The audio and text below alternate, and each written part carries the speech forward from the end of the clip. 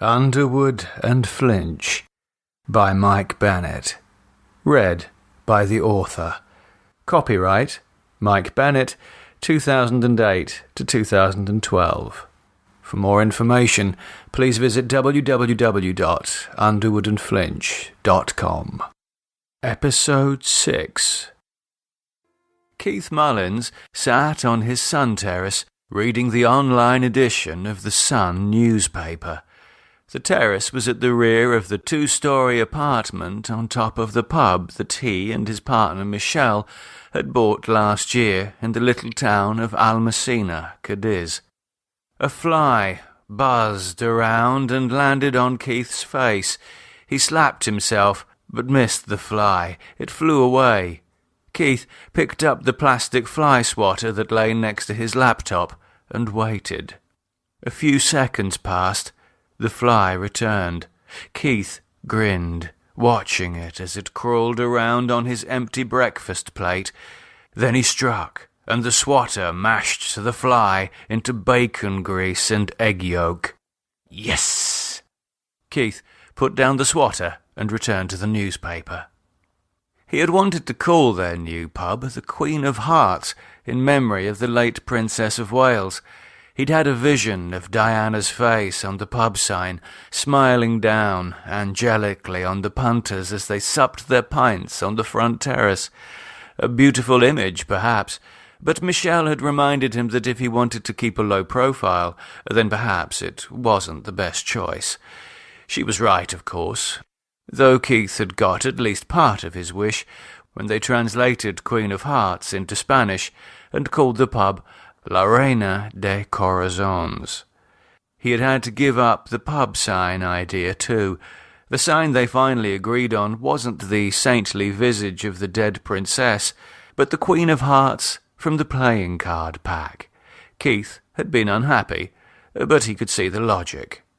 It was 8:30 in the morning, and from the kitchen he could hear the voices of Michelle and their daughter, Melanie, as they went through their usual morning mixture of instructions and rebuttals. The sound of a chair being pushed back over floor tiles. Michelle shouting. A slammed door, and then Michelle emerging onto the terrace, looking flustered. "Little madam," she said. "She gets it from you, you know." "Gets what? Good looks? Animal magnetism?" Keith looked up over the screen of the laptop computer and grinned. "Balls?" "Yes, balls. She's got your balls. I don't know where they are exactly, but they got into the ingredients somehow." Keith chuckled. "Well, that's a good thing, girl. A woman needs balls in this world." "Not when she's talking to her mother, she doesn't." Michelle pulled out one of the plastic chairs opposite him and sat down. "Oh, leave it, Shell. She's just at that age. It's a phase. She'll grow out of it." "Well, that's easy for you to say. You don't have to feed her. Now she's saying she doesn't want milk anymore. She wants soy milk. She's not eating her bloody cornflakes." "What's that, then?" said Keith, returning his interest to the screen, the back of which was facing Michelle. He clicked to see the day's page 3 girl. "Well, she says it's from a bean or something. A soybean." Keith's brow furrowed. He looked up from admiring Amy from Birmingham. "A bean that's got milk in it? What, like a coconut?" "Well, I don't know, do I? She says Teresa drinks it and it's better for you than what milk is. Apparently you can make shepherd's pie and everything out of it." "What, bean milk?" "No, not the milk, the bean. It's a meat alternative. Vegetarians eat them." "Oh, don't tell me she wants to become a bloody veggie." "Well, if she does, I'm not cooking for her. Bloody bean pies. She can do it herself. Either that or you can. After all," she smiled sarcastically, "it's just a phase, isn't it? You won't have to do it for very long." Keith laughed and returned to admiring Amy from Birmingham.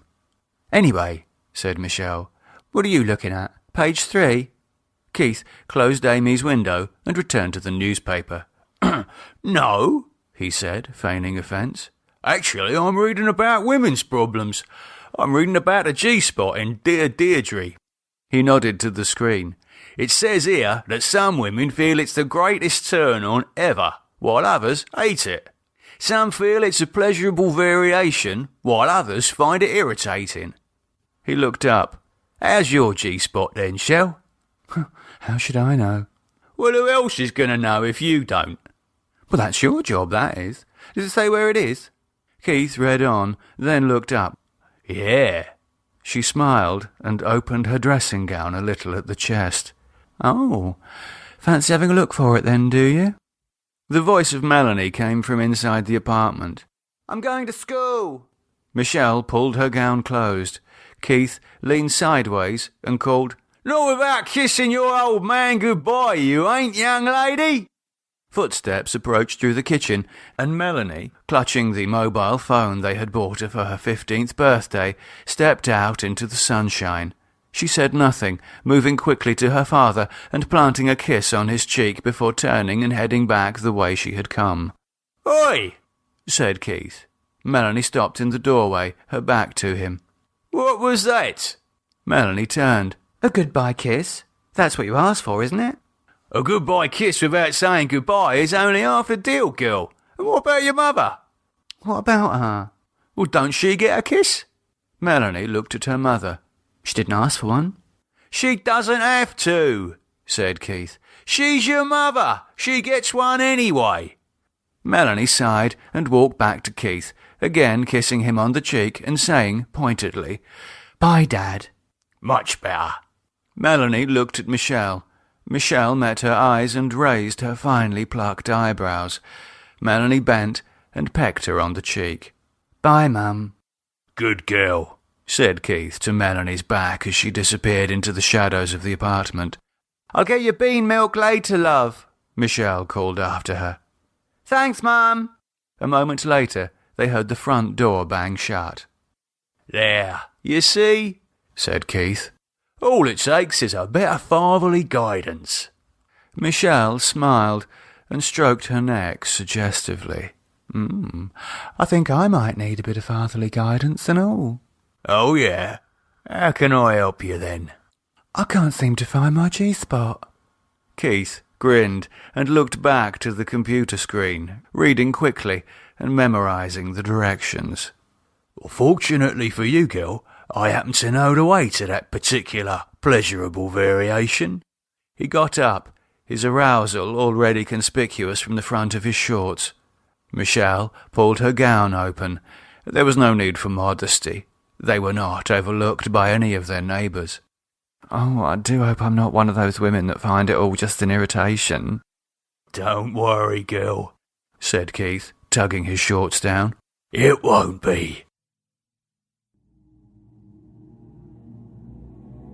Candlelight flickered on the white stucco ceiling, the black beams with their nails and hooks.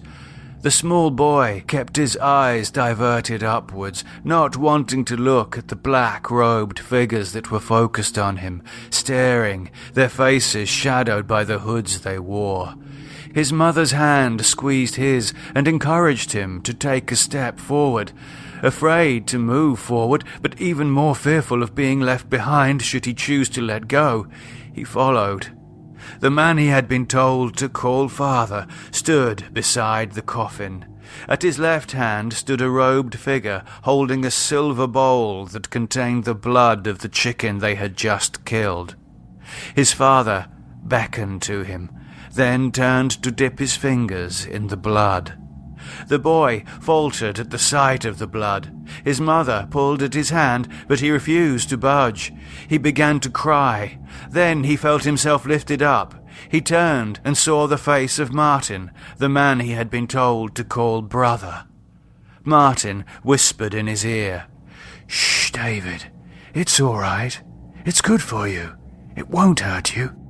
He cried and twisted, but he felt himself carried forwards to the dripping red fingers of his father. The old man smiled and spoke in a language that David didn't understand, words that made no sense. The other people in the room began to repeat the words.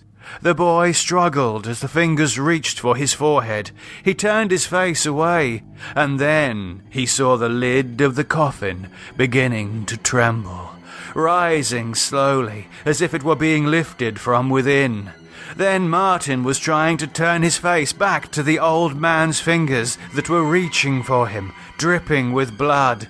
David was struggling now, fighting to get away because he could see other fingers, long-nailed, yellow fingers, curling around the edges of the coffin lid. David screamed.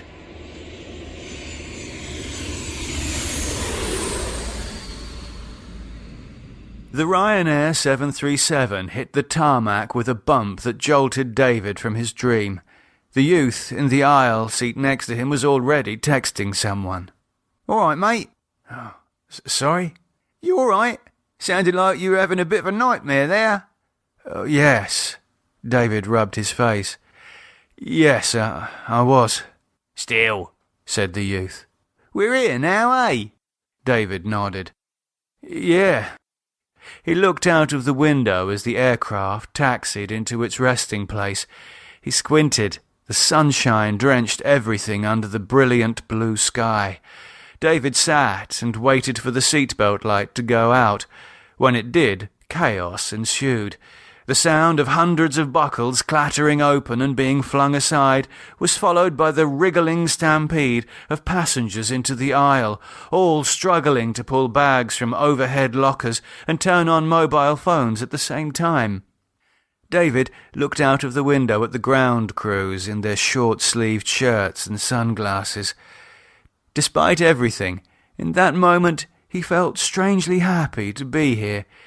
He turned back to where his fellow passengers had coagulated in the aisle, cramped and entangled, waiting for the cabin door to open. Then it did open, and a warm breeze drifted through the cabin. David saw the silhouette of the first passenger stepping outside, and then everyone began to slowly shuffle and nudge their way to freedom. David yawned and looked out of the window. The bags were being offloaded, and the passengers were now being herded towards the bus that had been sent to pick them up, to transport them to the terminal building.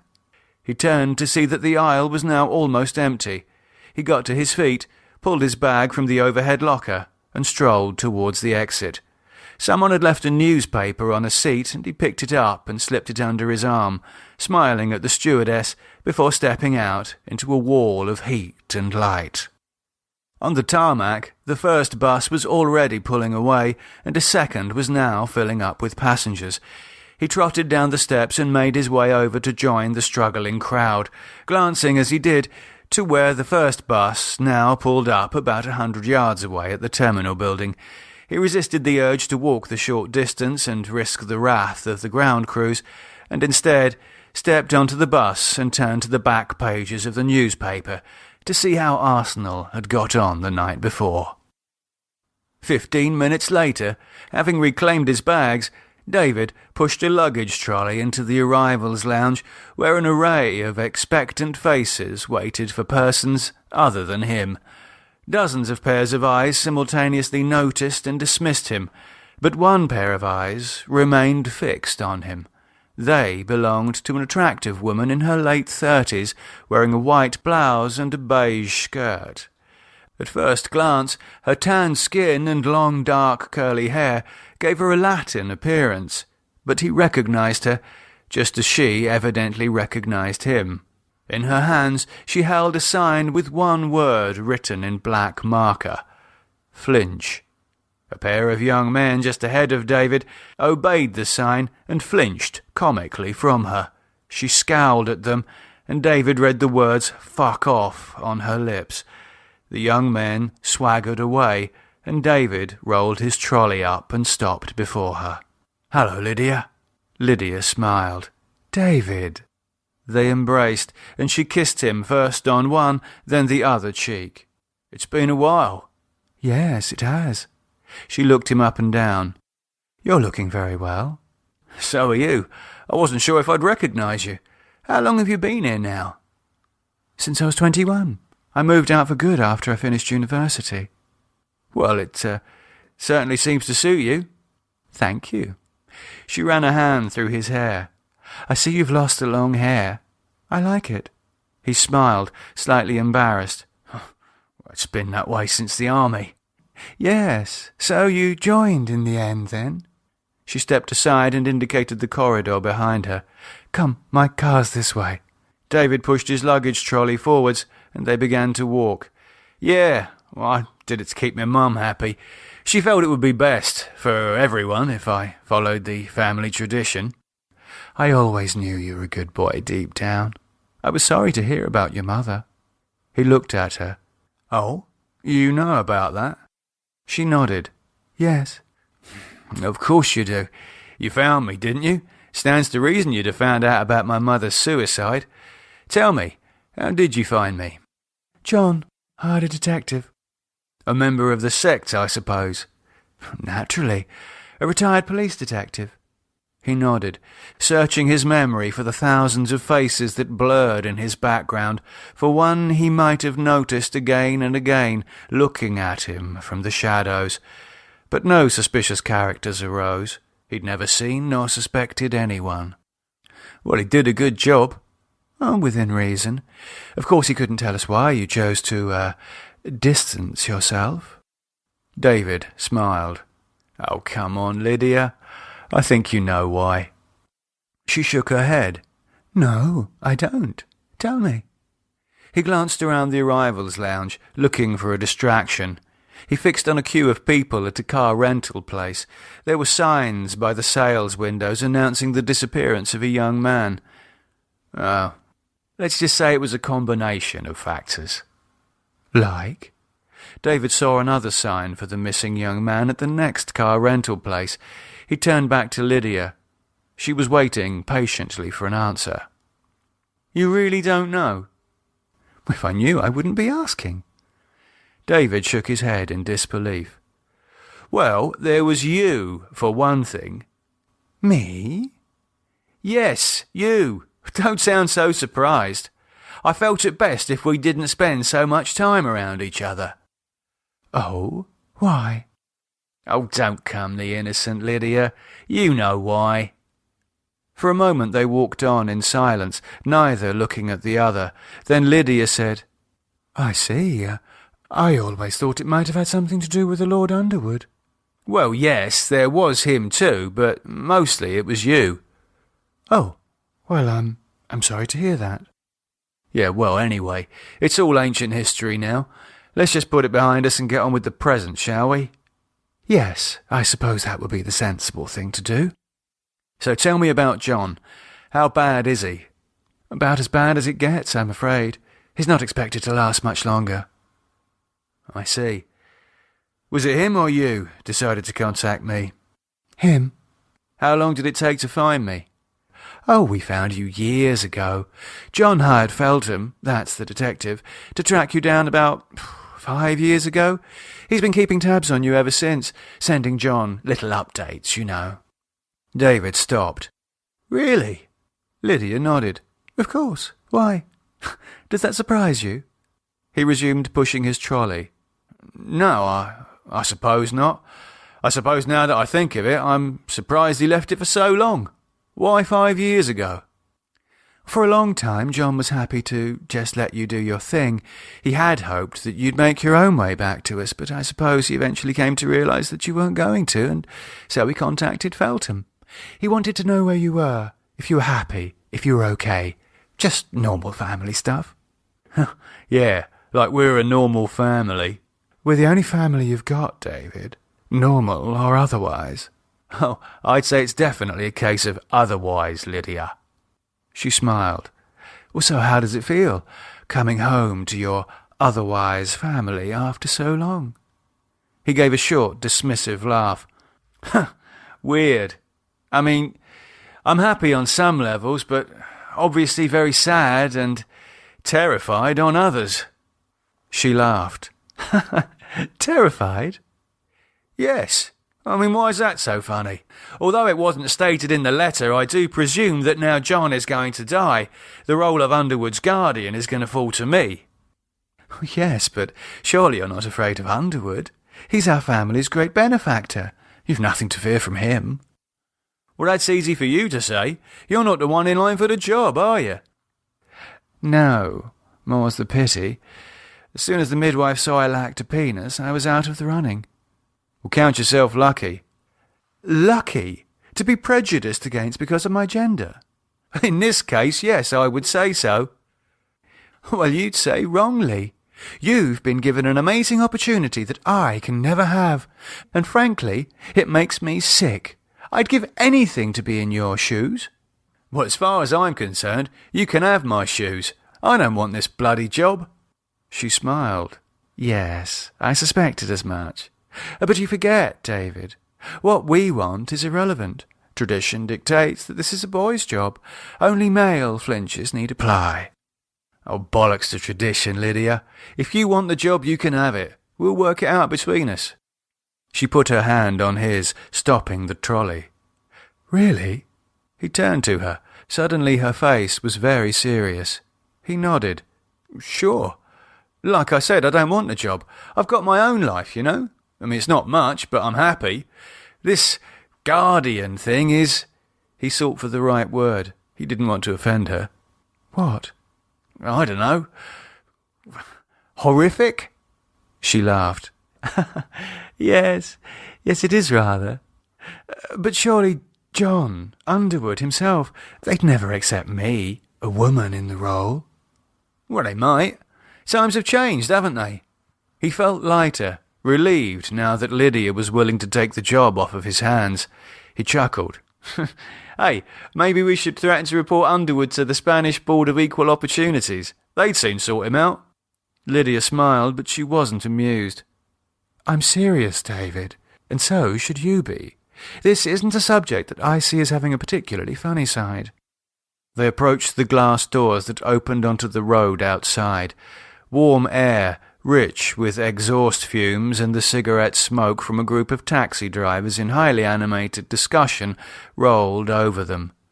Yeah, said David, reaching into his breast pocket and taking out his sunglasses.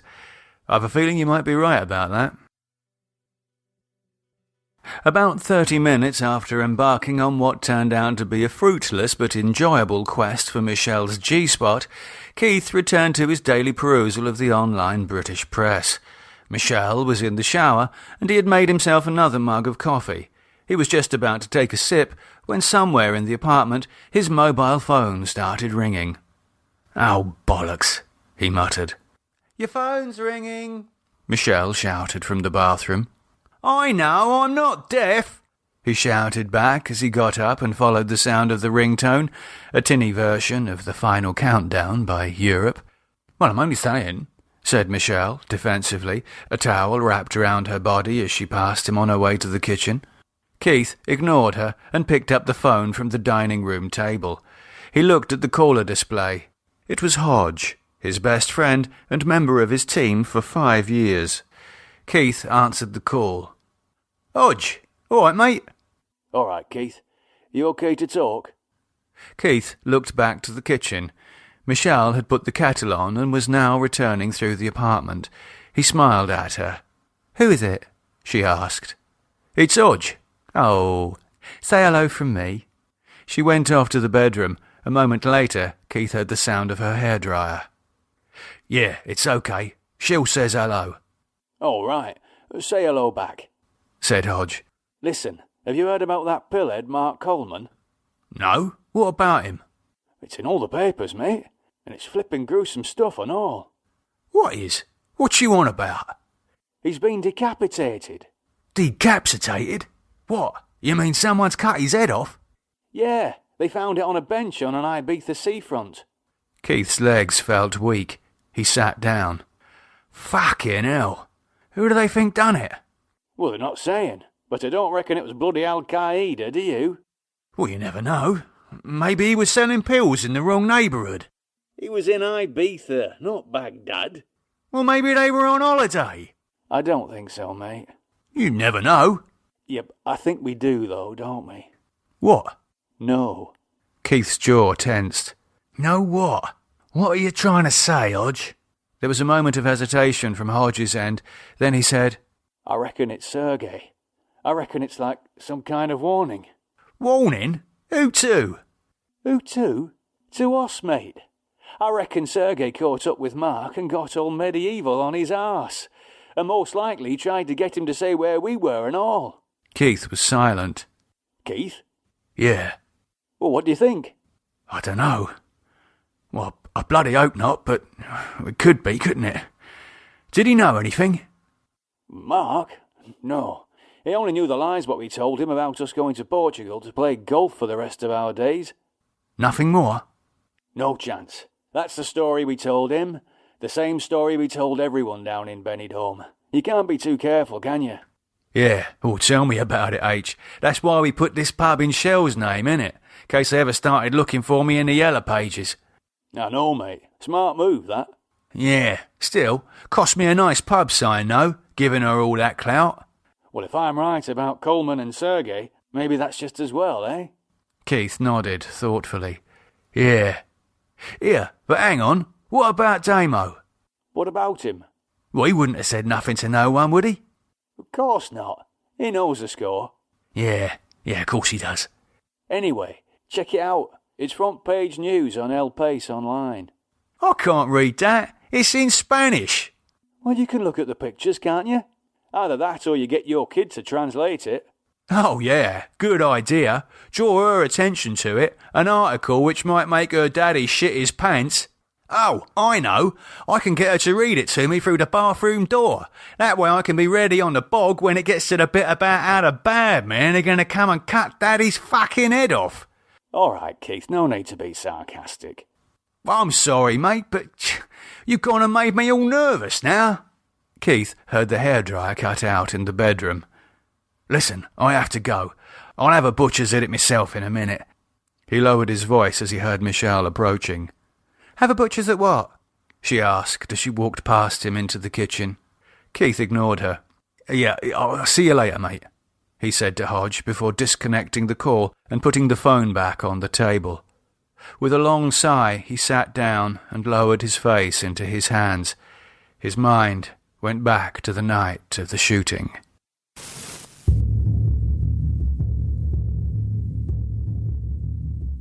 The dark interior of the van as it pulls out and speeds across the car park. Through the partly open rear door he can see again the ground blurring. He's holding the shotgun in both hands, ready to fire. His footing unsteady, he staggers against Hodge. Then Damo is shouting from the driver's seat, followed by a massive thump as the van hits one of the Russians. Keith falls to one knee, a shooting pain, forgotten immediately as guns open fire outside. The thin panels of the van afford no protection at all. Bullets rip through the walls, whizzing through the air behind him. Then Damo brakes hard, and again Keith staggers against Hodge, swearing, trying to keep the shotgun steady. Damo screams from the cab. For fuck's sake, shoot the bastards! Hodge's boot rises and kicks the door open. His gun goes up. Two men outside bringing their guns to bear on them. Then the flash and boom as Hodge fires. Keith raises the shotgun, feels his fingers tightening on the triggers. Then both barrels, one after the other, belch fire and smoke. He sees one of the Russians falling backwards, his pistol falling from his hand. Then Hodge's second barrel booms, and the other Russian, the only one still standing, flies back in a red mist. Michelle stepped into the kitchen doorway. Have a butcher's at what? Keith blinked, and the dining room returned. What? What is it you're going to have a look at? Oh, just something on El País online. Hodge said he saw something interesting. What was that then? Some druggy geezer's been murdered. Oh, well, no great loss there then, said Michelle as the toaster popped behind her. I'll tell you what that is. It's them bloody East European mafias, that's what that is. Same as in Benidorm. Well, it wasn't in Benidorm, Shell. It was in Ibiza. Oh, right, said Michelle, surprised. I thought that was supposed to be Love Island. Yeah, well, not anymore, it ain't. No, not by the sound of it. She went back into the kitchen to butter the toast. Thank God we moved away from the coast, eh? Yeah, said Keith quietly. Thank God. David sat in the passenger seat of Lydia's white Land Rover Discovery and looked out of the windows at the scenery as they drove up into the high country. He listened with interest as Lydia told him about how, after finishing studying Spanish and German at university, she'd returned to Spain in the early 90s.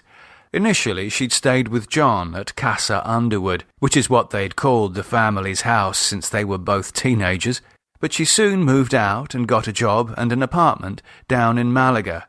Her job had been with a firm of estate agents that specialised in selling property to foreigners, mostly British, German, Irish and Dutch. She learned fast. 4 years later, with a loan from John, she went into business for herself. By the end of the 90s, she was rich. She had 2 offices on the Costa del Sol, and in recent years had begun to move into the inland property market. She'd opened an office in Almacena, 4 kilometres from Casa Underwood, and business had been booming. Inland is the new coast, David. Lots of cheap property and lots of Brits keen to buy it all up. Why? He asked, turning back to her. I mean, what do they see in it? She smiled. Oh, pretty much the opposite to England, I suppose. Good weather, safe streets, happy children. She looked at him over the rims of her sunglasses. England's not a happy country anymore, David. Or hadn't you noticed? I like it, he said without enthusiasm. Oh, come on. You can't tell me you don't miss it here. We always had so much fun. Did we? Of course we did. I hated having to leave when our school holidays were over. Leaving Dad and all my brothers and going back to rainy old England. Yuck. I couldn't wait till I was old enough to get back here permanently. Well, that's good for you then. You got what you wanted. Yes. She turned to him. Mostly. Still, it's not for you though, eh? No. So why are you back here then, if you don't want the job? Well, because I have to be. For John? Yeah. He's my brother. He's always been good to me. Yet you turned your back on him all these years. David took out his cigarettes. Do you mind? No, actually, can I have one? He lit 2 and handed her one. Look, I didn't turn my back on John personally. No, you turned your back on all of us, the whole family. Yes, because frankly, Lydia, the family is evil. Oh, rubbish. John's not evil. Martin wasn't evil. Dad was evil. Dad was eccentric. David turned to her, his face unbelieving. Black mass rituals aren't eccentricities, Lydia. Daubing inverted crucifixes on your own kids' foreheads with chicken's blood, getting them to kneel before coffins with fucking vampires in them. These aren't fucking eccentricities. Oh, it was all just part of the normalisation process, to prepare us for what we had to do in later life. Namely? She shrugged. To serve the Lord Underwood. By serve, you mean what? Ring the bell at 4 o'clock to say tea is ready? She chuckled. I don't think his lordship drinks tea. You know that whoever serves the Lord Underwood, as you put it, is going to have to kill people, don't you, Lydia? I mean, are you capable, seriously capable of murder? Are you? No. She laughed. So what did they teach you in the army? Flower arranging? I trained as a medic. I saved lives, Lydia. I didn't take them. Ah, but I read Feltham's files on you, David. You didn't start as a medic. You were in Bosnia. Surely you killed a few people there. Obviously you didn't read it very closely. If you had, you'd know that I was there as part of a United Nations peacekeeping force. Our job was to protect people. Oh, I see. She nodded with mock gravity.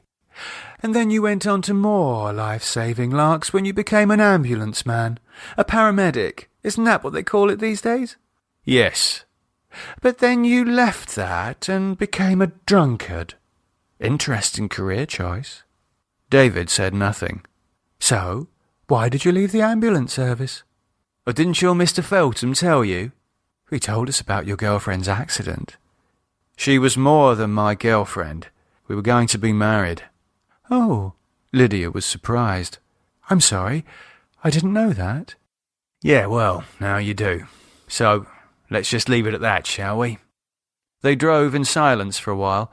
Then David turned to her. Lydia, about this Guardian business. Yes, what about it? I'm not going to do it. I know, you said that. Yes, but neither should you. What? Be Guardian. She laughed. David, don't be ridiculous. If you don't do it and I don't do it, then who will? No one does. She frowned. No one? Yes. Listen, I've been thinking about it, about the role of Guardian, not just since yesterday, but for years. She smiled wistfully. Yes, haven't we all? No, Lydia, not in a good way, because it isn't a good thing.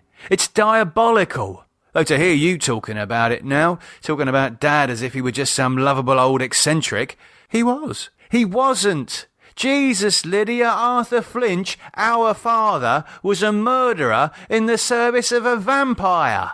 And Underwood is a vampire. A real one, not like something on the television, but a real creature that rises every night and kills people for food. Lydia flicked her cigarette out of the window. Well, why don't you finish your cigarette so we can close the windows and put the air conditioning on? Lydia, when Underwood wakes up, he's going to start killing people again. Unless, of course, you prefer the windows open. Fuck the windows! Listen to me! Whoever becomes Guardian will become an accomplice to murder. Not one, but hundreds, maybe thousands of murders. Oh, so what? She shouted. I know that. You know that. We've always known that. And you can do that, can you? You can kill innocent people. If necessary. But don't you see? David appealed with open hands. It's not necessary. We don't have to resurrect him. We can just kill him. You and me. This whole resurrection thing just doesn't need to happen.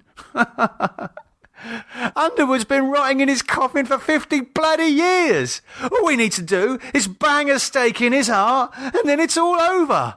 We can both go back to our lives and live happily ever after. Lydia was silent, her eyes on the winding road ahead. Lydia? Oh, I heard you, David. So, what do you think? You know, I said to John you weren't up to the role of Guardian, but he said you were. I said you were a wimp, but he said you had guts. I said you'd let him down, and I was right. But even I had no idea just how far away from us you'd gone, and what a complete fucking coward you are. She pulled off to the side of the road and braked in a cloud of dust. Lydia, for Christ's sake! Don't talk to me about Christ, David. There is no Christ. There is only Underwood. He is our God. He is our sole purpose and always has been. That you don't want to be Guardian comes as no surprise. Fine, fuck off. Run away and hide under your bed with a bottle of Jack Daniels. But if you think you're going to stop the resurrection of my Messiah, you've got another thing coming, because in my heart I accepted the role of Guardian long ago, and I can and will kill anyone who would do him harm. And trust me, David, that includes you. David looked at her and suddenly knew beyond any doubt that she was deadly serious. He smiled. His mouth was dry. He nodded slowly. Good. That's good. I was just checking, see, 'cause you'd have to be, you know, prepared to kill. I wasn't really serious. Lydia's face remained grave for a few moments. Then she began to laugh. Oh, you should see your face. I really had you going there, didn't I? David blinked. He tried to laugh, but a strange sound came out instead. Oh, yeah, nice one. Still the same old David. She put a hand on his thigh and gave it a squeeze. Still afraid of your own sister?